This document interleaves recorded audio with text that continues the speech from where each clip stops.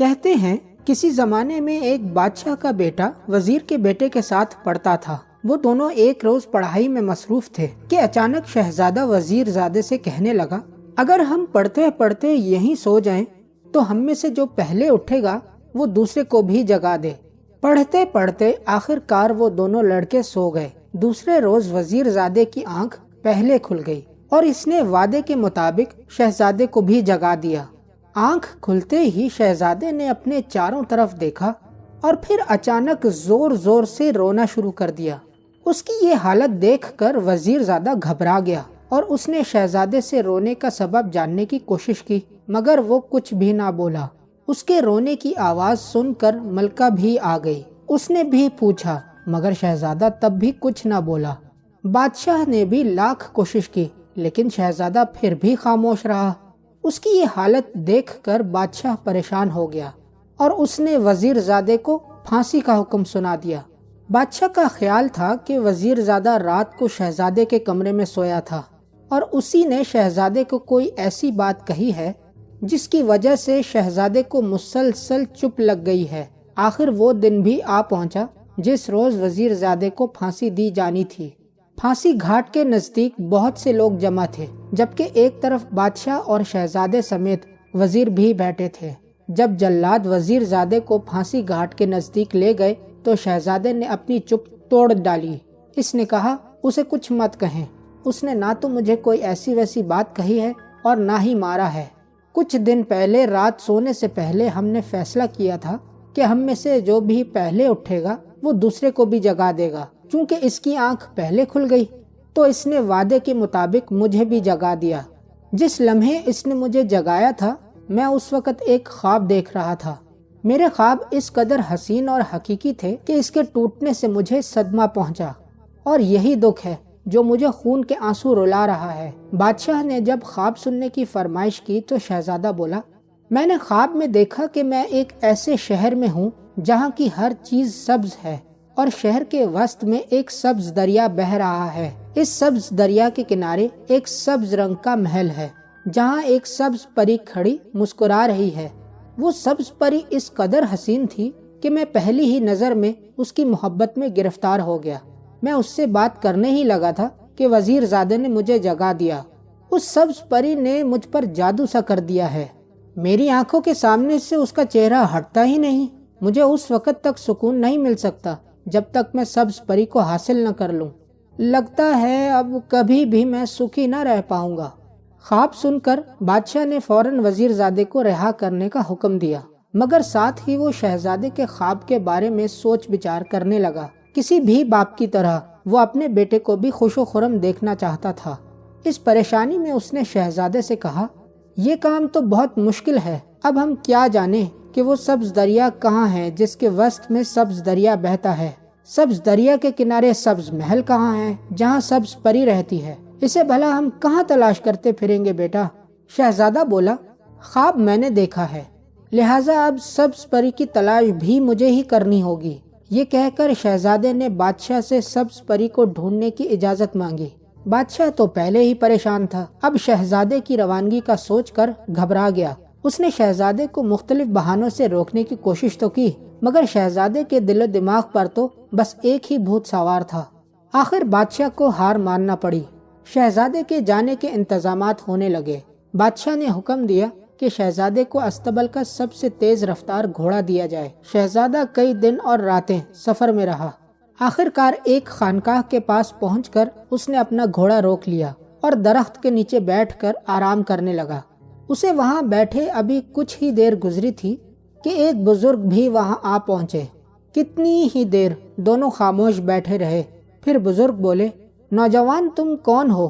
کہاں سے آئے ہو اور ان جنگلوں میں کیوں بھٹک رہے ہو؟ شہزادے نے انہیں اپنا خواب سنایا اور کہا کہ وہ اب اس سبز پری کے بغیر زندہ نہیں رہ سکتا۔ بزرگ نے اسے تسلی دی اور کہا کہ وہ اس کی مدد ضرور کریں گے۔ رات کے وقت جب شہزادہ گہری نیند سو گیا تو بزرگ نے اپنے سامان سے مخصوص قسم کی کھڑاویں نکالیں، انہیں اپنے پاؤں میں ڈالا اور کہا، چل چل کھڑاویں چل، اس سبز محل میں چل۔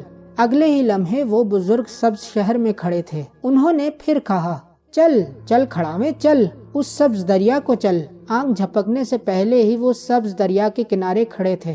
کچھ دیر انہوں نے اس دریا کا نظارہ کیا اور پھر بولے، چل چل کھڑاویں چل، اس سبز محل میں چل۔ اب وہ سبز محل میں کھڑے تھے۔ وہاں پہنچ کر انہوں نے محل کے سبھی کمروں میں جھانکا۔ آخر کار ایک کمرے میں انہیں سبز پری مل گئی جو اپنے بستر پر سو رہی تھی۔ پری کو دیکھ کر بزرگ پہلے مسکرائے، پھر بولے، چل چل کھڑاویں چل، اب خانقاہ کو چل۔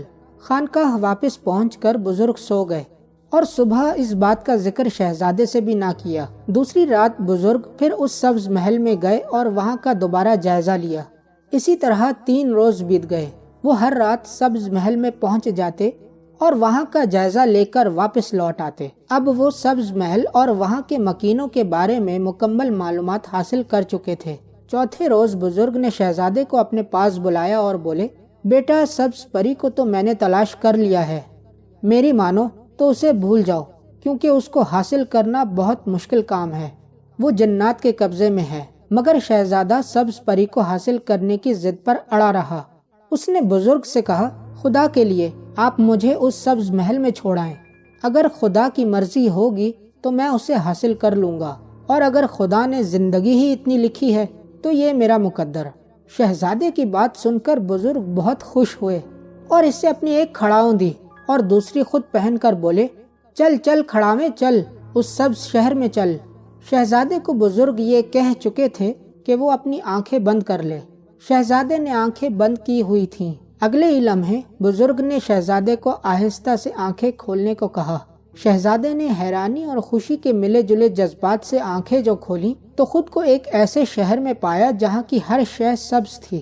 شہزادے کی حالت دیکھ کر بزرگ مسکراتے رہے۔ سبز شہر دیکھ کر شہزادہ بہت خوش ہوا۔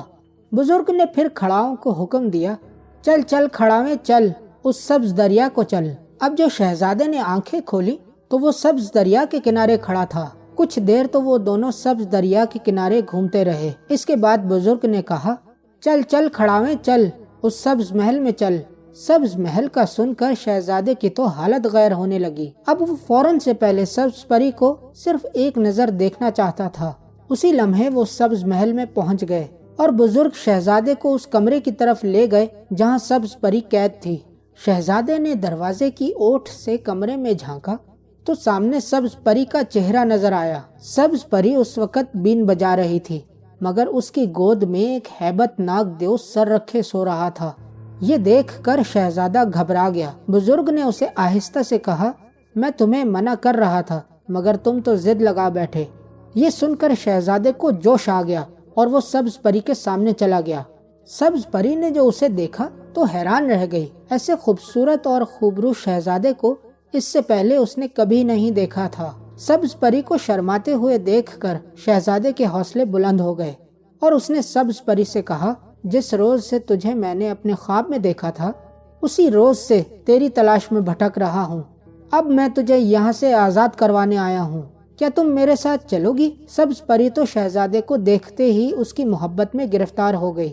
اس نے اس بات میں اپنا سر ہلا دیا اور پھر دیو کی طرف دیکھ کر گھبراتے ہوئے شہزادے کو اشاروں میں بتایا، جب تک یہ بین بجتی رہے گی دیو بھی سوتا رہے گا، اگر یہ بین بجنا بند ہو گئی تو دیو جاگ اٹھے گا اور تمہیں بھی مار ڈالے گا۔ شہزادے نے کہا، تم بے فکر رہو، تم مجھے یہ بین دے دو، میں اسے بجاتا ہوں اور تم یہاں سے باہر چلی جاؤ، میں اس دیو سے بھی نمٹ لوں گا۔ یہ سن کر سبز پری کو یقین ہو گیا کہ جو میری خاطر اس دیو سے لڑنے کے لیے تیار ہے وہ واقعی مجھے چاہتا ہے۔ مگر سبز پری اتنی سنگ دل نہ تھی کہ شہزادے کو مصیبت میں ڈال کر خود باہر نکل جاتی۔ شہزادہ اس سے بین لینا چاہتا تھا کہ بزرگ آگے بڑھے اور اس سے بولے، یہ بین مجھے دے دو، اسے میں بجاتا ہوں اور تم سبز پری کو لے کر یہاں سے نکل چلو، میں تمہارے پہنچنے کے بعد کچھ ہی دیر میں خانقاہ پہنچ جاؤں گا۔ شہزادہ بھی تو خود غرض نہ تھا، وہ فوراً بولا، اے بزرگ، آپ کے تو پہلے ہی مجھ پر بہت احسانات ہیں، میں آپ کو مصیبت میں ڈال کر کیسے جا سکتا ہوں؟ بزرگ مسکرائے اور بولے، تمہیں معلوم ہے میرے پاس خدا کی کرامات کا تحفہ ہے، میں اس دیو کے قابو میں نہ آؤں گا۔ شہزادے کو اطمینان ہو گیا کیونکہ اس نے بزرگ کی کرامات دیکھی تھی۔ شہزادے کو راضی کرنے کے بعد بزرگ نے کہا، تم میری ایک کھڑاؤں لے لو اور دونوں اپنا اپنا پاؤں اس میں پھنسا لو، یہ کھڑاؤں تمہیں خانقاہ لے جائے گی۔ سبز پری بولی، اے بزرگ، میں تو خود اڑ کر جا سکتی ہوں اور شہزادے کو بھی اپنے ساتھ خانقاہ لے جاؤں گی۔ بزرگ نے سبز پری کو خانقاہ کا راستہ سمجھایا اور کہا، تم چلو، میں تمہارے پیچھے آ رہا ہوں۔ شہزادے نے بین بزرگ کے ہاتھوں میں تھما دی اور سبز پری کے ساتھ اس محل سے نکل آیا۔ کچھ دیر بین بجانے کے بعد بزرگ نے کھڑاویں اپنے پاؤں میں ڈال لی اور بین کو فرش پر پھینکتے ہوئے بولے، چل چل کھڑاویں چل، اس خانقاہ میں چل۔ دوسرے ہی لمحے بزرگ خانقاہ میں پہنچ گئے۔ بزرگ کو دیکھ کر شہزادہ اور سبز پری دونوں خوش ہوئے۔ کچھ روز بزرگ کے پاس ٹھہرنے کے بعد شہزادہ سبز پری کو لے کر اپنے وطن کی طرف روانہ ہو گیا۔ راستے میں سبز پری شہزادے سے کہنے لگی، میں تمہارے وطن جا تو رہی ہوں، لیکن میری ایک شرط بھی ہے۔ جب شہزادے نے شرط کے بارے میں پوچھا تو سبز پری نے کہا، شرط یہ ہے کہ تم اپنے شہر سے باہر ایک محل تعمیر کرواؤ جس میں ہم دونوں رہیں گے اور وہ صرف ہمارے لیے ہی ہوگا۔ تمہارے خاندان کے کسی فرد کو بھی اس محل میں آنے کی اجازت نہیں ہوگی۔ شہزادے نے سبز پری کی یہ شرط مان لی اور سبز پری کو بتایا کہ اس کے دادا نے ایک محل شہر سے باہر بنوایا تھا اور ہم دونوں اسی میں رہیں گے۔ جب دونوں شہر کے نزدیک پہنچے تو پہرے داروں نے شہزادے کے گھوڑے کو پہچان لیا۔ شہزادے نے پہرے داروں سے کہا، بادشاہ سلامت کو اطلاع کر دو کہ ہم دونوں شہر سے باہر والے محل میں ٹھہریں گے، ہمیں ملنے کوئی نہ آئے، میں خود آرام کرنے کے بعد بادشاہ سلامت کی خدمت میں حاضر ہوں گا۔ بادشاہ سلامت کو پیغام بھجوا دیا گیا اور شہزادہ سبز پری کے ہمراہ شہر سے باہر والے محل میں چلا گیا۔ دوسرے روز شہزادے نے اکیلے ہی بادشاہ کے حضور میں حاضری دی اور تمام صورتحال سے آگاہ کیا۔ بادشاہ کو تو صرف شہزادے کی خوشی عزیز تھی۔ وہ خوش تھا کہ اس کے بیٹے نے اپنی منزل پا لی ہے۔ بادشاہ نے اپنے تمام خاندان والوں کو شہزادے کے محل میں نہ جانے کی تاکید کی اور شہزادہ خوشی خوشی سبز پری کے پاس چلا گیا۔ اس بات کو ابھی کچھ ہی روز گزرے تھے کہ ایک دن خاندان کی کچھ عورتیں اکٹھا ہو کر ملکہ کی خدمت میں جا پہنچی۔ انہوں نے ملکہ سے ایسی باتیں کی کہ مجبوراً ملکہ کو ان عورتوں کو ساتھ لے کر شہزادے کے محل میں جانا پڑ گیا۔ ان عورتوں کی نظر جب سبز پری پر پڑی تو انہوں نے اس کے حسن کی تعریف میں زمین و آسمان ایک کر دیے۔ اپنی تعریف سن کر سبز پری بولی، ابھی میں خاک خوبصورت نظر آتی ہوں، اگر آپ میرا اصل روپ دیکھ لینا تو بس دیکھتی ہی رہ جائیں گی۔ ملکہ بولی، تو پھر دیر کس بات کی ہے بیٹا، چل جلدی سے تیار ہو کر آ جا۔ سبز پری اپنے کمرے میں گئی اور اپنا اصل لباس پہن کر ان عورتوں کو سلام کرنے آئی۔ عورتیں واقعی اس کو دیکھتی ہی رہ گئیں۔ ابھی سب پری کے حسن کو دیکھ کر حیران ہی ہو رہے تھے کہ سبز پری اڑ کر وہاں سے چلی گئی۔ جب شہزادے کو سبز پری کے جانے کا علم ہوا تو اس پر تو جیسے غموں کا پہاڑ ٹوٹ پڑا۔ سبز پری کے فراق میں رو رو کر اس نے اپنا حال خراب کر لیا۔ ایک روز غم سے نڈھال وہ بادشاہ کے پاس جا پہنچا اور بولا، ابا جان، سبز پری کے بغیر میں ایک پل بھی نہیں رہ سکتا، آپ مجھے اجازت دیں کہ میں دوبارہ سبز پری کی تلاش میں جا سکوں۔ بادشاہ سے بھی شہزادے کی حالت دیکھی نہ جاتی تھی، اس لیے نہ چاہتے ہوئے بھی شہزادے کو جانے کی اجازت دے دی۔ شہزادہ سب کو الوداع کہہ کر پھر سے سبز پری کی تلاش میں نکل کھڑا ہوا۔ کئی دن کے سفر کے بعد وہ اسی خانقاہ میں جا پہنچا۔ جب شہزادہ خانقاہ پہنچا تو وہ بزرگ ابھی وہیں موجود تھے جنہوں نے شہزادے کو سبز پری سے ملوایا تھا۔ شہزادے نے انہیں تمام رام کہانی سنائی اور ایک بار پھر ان سے مدد کی درخواست کی۔ اس کی باتیں سن کر بزرگ سوچ میں ڈوب گئے۔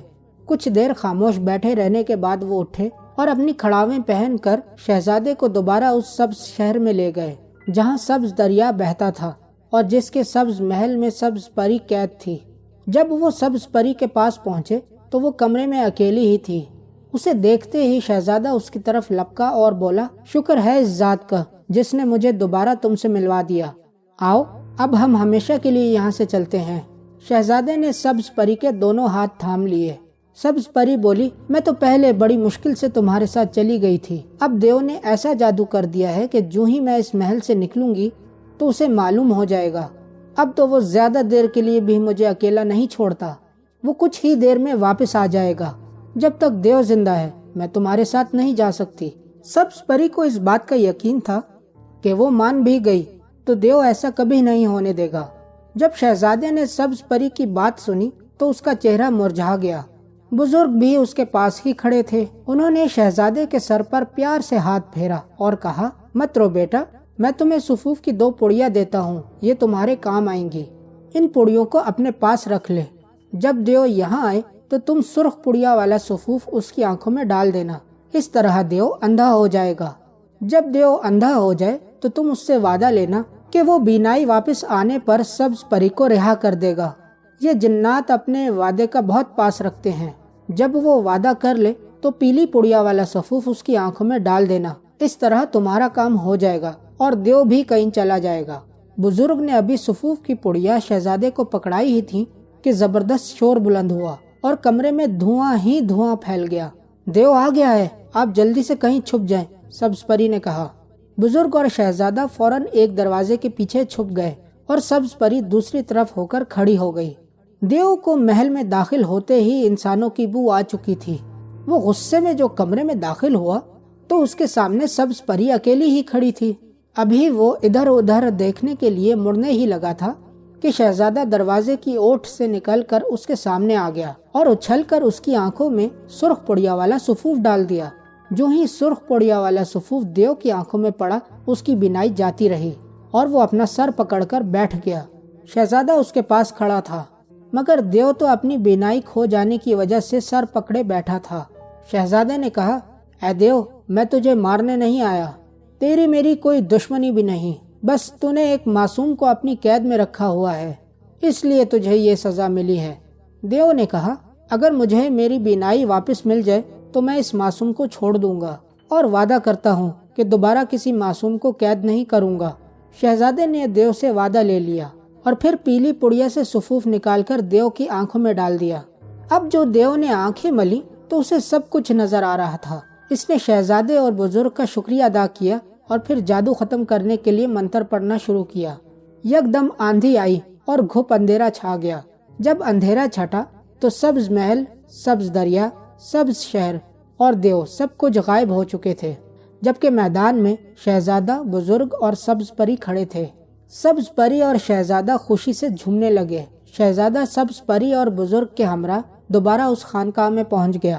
وہاں پہنچ کر انہوں نے بزرگ کو الوداع کہا اور دونوں اپنے وطن کی طرف روانہ ہو گئے۔ راستے میں سبز پری نے شہزادے سے کہا کہ وہ اب ہمیشہ اس کے ساتھ ہی رہے گی اور اس کے خاندان کے افراد بھی جب چاہیں اسے دیکھ سکتے ہیں۔